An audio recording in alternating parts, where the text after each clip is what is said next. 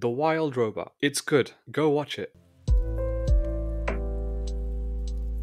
Finally, an animated movie that isn't a sequel, prequel, or spin-off. No, what am I saying? As if live action movies aren't all sequels or existing IPs. I'm finally getting a chance to watch a big budget movie that is original. Something that has ambition, a story that has depth and emotion, characters that we can attach to. This is the best animated movie I have seen all year. I haven't seen many, just four. Many people will say Inside Out 2 was the best, but I wasn't that crazy about it. And then you have Despicable Me 4 and Kung Fu Panda 4, both being the worst entry in their respected franchise. Here, DreamWorks have redeemed themselves from Kung Fu Panda 4 with a stellar survival adventure about a robot becoming the protector of an island inhabited entirely by woodland animals. It touches on familiar subjects. One could use the phrase foreseeable and predictable, but that can be forgiven when you have a story that feels earnest and true to the heart. The Wild Robot is bursting with life and care, so much so that the predictable elements do not blemish the charm and heart that this narrative depicts. There are a lot of great messages in this movie, but that's easier said than done. There are countless movies that have good messages but can never find a way to make it fit seamlessly into the story. And in reality, it comes off as rather preachy and patronizing, which shows how hard it actually is for filmmakers to say what they want, whether it's a political message or a message about humanity and how we treat others. The Wild Robot is able to channel a forgotten rabbit hole that has made former animated movies so successful. It's something called emotion. Now you can argue that The Wild Robot is borrowing from other stories. You can compare it to WALL-E, you can compare it to a bunch of Disney films. The fox kind of reminded me of the one in Zootopia. Cunning, sly, but behind this facet, he's revealed to be quite caring and misunderstood. So yeah, you can see similarities, but in the end they weren't blatant rip-offs. It wasn't trying to copy and paste, it was taking inspiration by looking at small and specific aspects from these films and turning it into their own original idea. It didn't bother me one bit because it never felt like a ripoff. And what story doesn't take inspiration from past works? Even in something original, you can always see patterns and tropes from other stories. I mean, The Lion King is essentially Hamlet with a happy ending, and it's now one of the greatest movies ever made. Now, where The Wild Robot really succeeds is not in the scope or the ambition.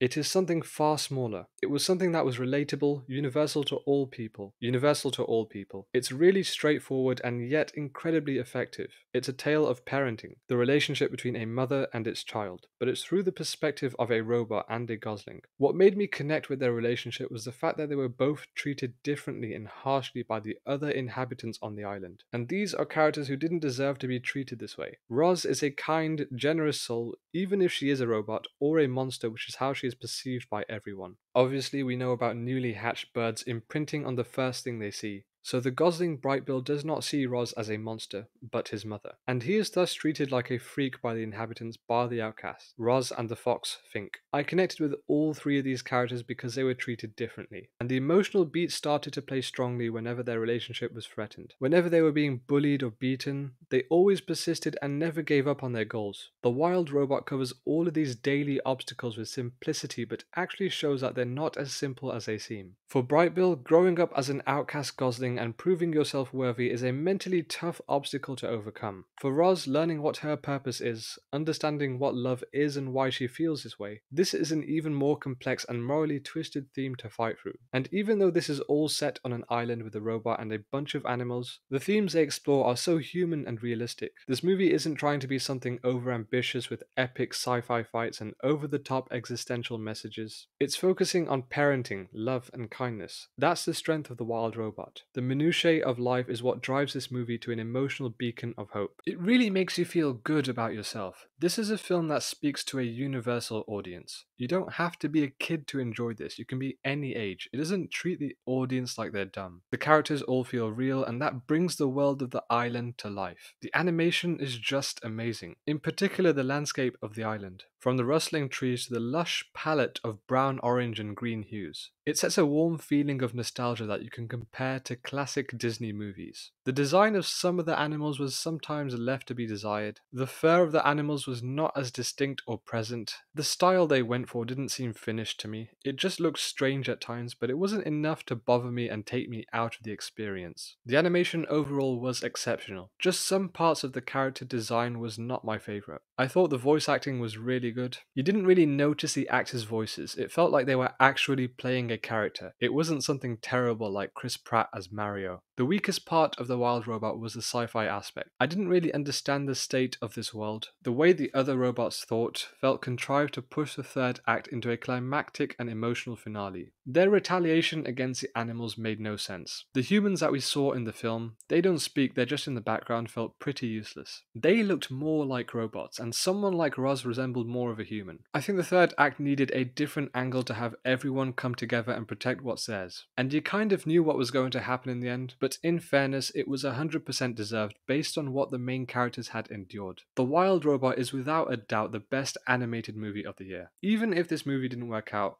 I was just grateful to see an American animated film that was original. Kind of like how Elemental was not a good movie, but I appreciated its ambition and creativity, despite it being completely derivative and cliched. Alright, that's enough bashing on Pixar. The Wild Robot. 7 out of 10, a solid movie with strong characters, great emotional depth, and a fantastic message about love and outcasts.